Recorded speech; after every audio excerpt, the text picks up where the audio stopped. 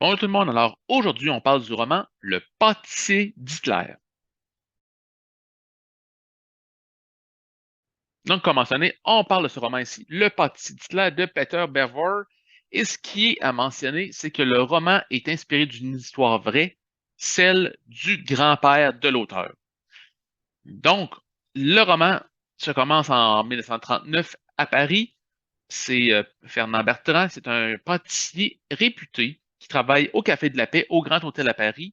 Et puis bon, tout va bien dans ses affaires, il est apprécié sur son lieu de travail. Il y a une fiancée, Lucie, avec qui il va bientôt se marier. Comme on dit, tout va bien dans le meilleur des mondes, sauf que bon, on sait ce qui arrive en 39, hein, la Deuxième Guerre mondiale va être déclenchée. Et Fernand, comme la plupart des jeunes de l'époque en France, va être mobilisé. Il va donc devoir se séparer de sa conjointe et s'en aller combattre. Il va aller être mobilisé d'abord à Laon. Et donc, si vous connaissez un peu l'histoire de la Deuxième Guerre mondiale, vous savez ce qui va arriver, hein. Les Français vont perdre en un très court laps de temps, des Allemands vont s'emparer de la France. Et donc, suite à cette bref guerre, Fernand va réussir à survivre, c'est déjà une bonne chose. Et il va être démobilisé, hein. Donc, il va donc retourner sur Paris, travailler au café, aussi travailler comme pâtissier. Donc, entre-temps, bon, c'est sûr qu'il va y avoir quelques bon temps parce qu'il va pouvoir se marier pendant cette période avec sa conjointe et celle-ci va aussi tomber enceinte. Et Fernand, bon, ouais, évidemment que ceux qui servent dans son restaurant, c'est maintenant tous des officiers allemands. Bon, c'est sûr qu'il fait pas, ça fait pas trop son bonheur, hein, évidemment, c'est l'occupation.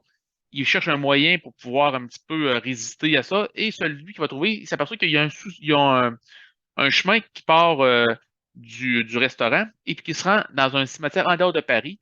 Et il va donc décider avec un camarade d'aider les Juifs à s'évader de Paris parce qu'on ne sait pas encore ce que les Allemands font avec les Juifs à l'époque. On ne connaît pas les camps de concentration, mais on sait que les Allemands commencent à faire la rafle de tous les Juifs. Donc, il va décider avec son camarade de lui de les faire passer en douce pour les faire sortir de Paris. Éventuellement, ils vont être pris sur le fait et Fernand va être déporté dans un camp de travail en Allemagne.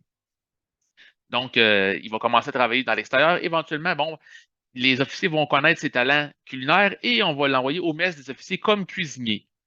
Arrive un jour, Hitler lui-même qui vient visiter le camp en question et après avoir goûté à la cuisine de Fernand, il va décider qu'il le veut comme son cuisinier et donc Fernand va être affecté à la cuisine du Führer.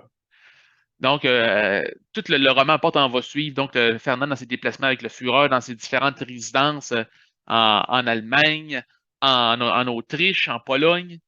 Et donc, on va voir évidemment que le personnage principal n'a pas le choix de cuisiner pour le Führer, même s'il voue une haine féroce, hein. Donc, c'est ce qu'on va voir. Et éventuellement, un jour, vous allez voir qu'en lisant le roman, Fernand avoir d'une certaine façon un petit rôle à jouer dans le grand jour, le grand département qui va survenir en juin 1944. Quel sera ce rôle? Est-ce que Fernand va pouvoir revoir sa conjointe et son enfant à la fin de la Deuxième Guerre mondiale? C'est ce que vous verrez dans ce roman historique, Le pâtissier de Hitler. Sur ce, je vous souhaite une très belle semaine et une bonne lecture.